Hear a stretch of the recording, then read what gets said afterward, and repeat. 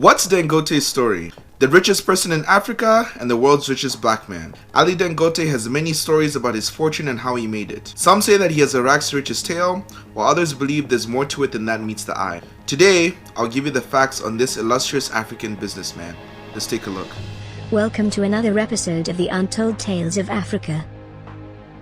Intelligence, hard work, persistence, all of those things, what would you say are the most important attributes? I think the most important one, number one, David, if you are going into any business, you must understand the business A to Z. You must know that business.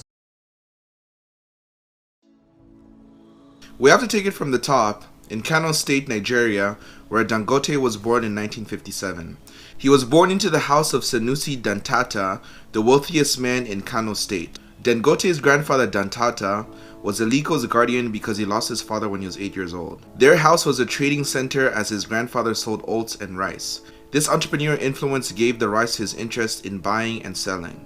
So once young Dangote had the chance to study, he chose an Islamic institution to study business. Dangote attended the most prestigious Islamic university in the world, Al-Zahar University in Egypt. He graduated from his business studies in 1977 at 21 years old and moved straight into building the empire that we're witnessing today.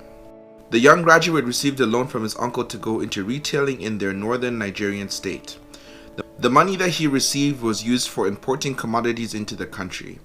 He imported rice from Thailand and sugar from Brazil. These were premium products in his community, and coming from a wealthy home, all of the friends who patronized the goods in smaller retail quantities didn't mind that they made a lucrative profit off of it. The business was thriving in so little time that he had paid back his uncle in less than 3 months. He told Forbes that this first business was realizing $10,000 daily when the market was good. A business yielding this much profit in Nigeria shows that it was a popular retailing unit. With the increased popularity and profit margins, he built a manufacturing plant for his business. It was because if he eliminated the middleman and became the supplier and distributor, he would make more money. This new venture was in 1997 after 20 years of running a soft commodity distribution and retail that made him millions annually. He set up his manufacturing plant that produced sugar, pasta, flour, and salt. Due to his company coming up nicely, he was awarded a state-owned cement company to develop. Dangote took over the cement company in 2005 and invested $319 million into constructing a manufacturing plant for it.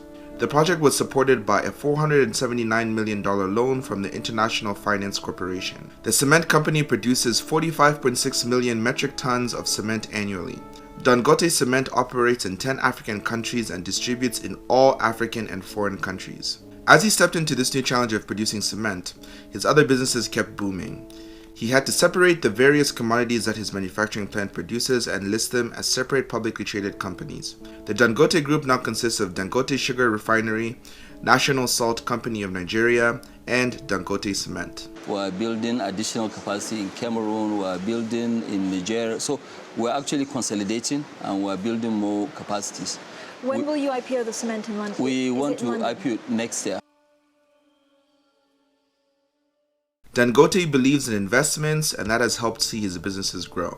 He said that he doesn't believe in keeping his money in the bank, instead reinvesting it into the business. So all of his net worth is tied into his businesses.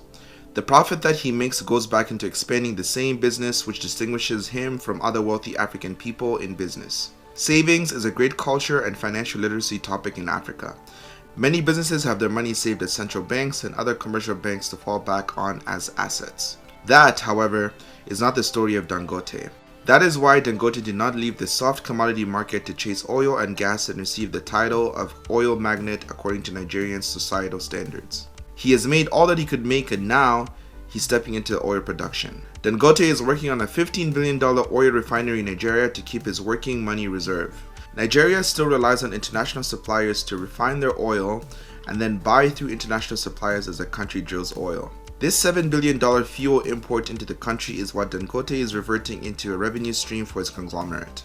Dangote is worth $12.5 billion as of today, which makes him the richest African and the richest black man alive. Some people don't recognize how important Nigeria is. In sub-Saharan Africa, almost a quarter of the people live in one country. I'm here with my friend Aliko Dangote.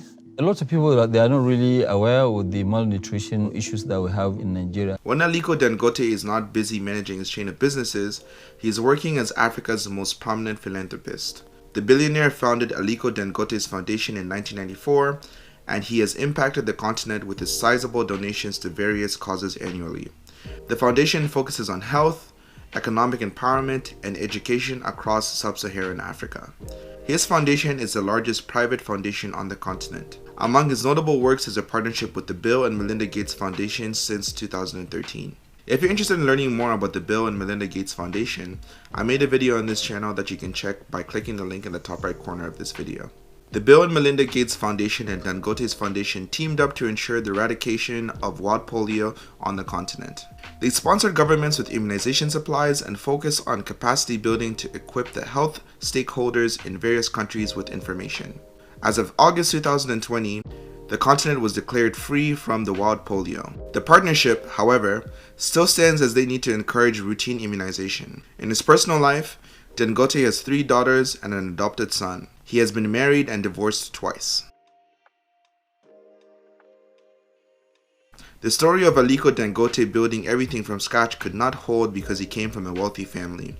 The assistance that he received from a wealthy family was the backbone of his multi-business successes. This analogy is not to discredit the business magnate and his hard work through managing the businesses.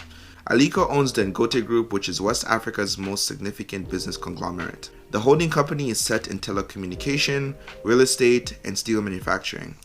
That level of dedication and business focus is not common to all that come from affluent homes. So we celebrate Dangote as a success story. However, he did not do it on his own, as is the story of many of the world's billionaires. So what are your thoughts on Aliko Dangote? Do you know any other Africans that could overtake him and become the continent's most prosperous? Please let me know in the comment section below. If you're interested in watching more content related to Africa, please subscribe to this channel and check out the other videos that I made. Anyways, my name is Asher, and I'll see you in the next video.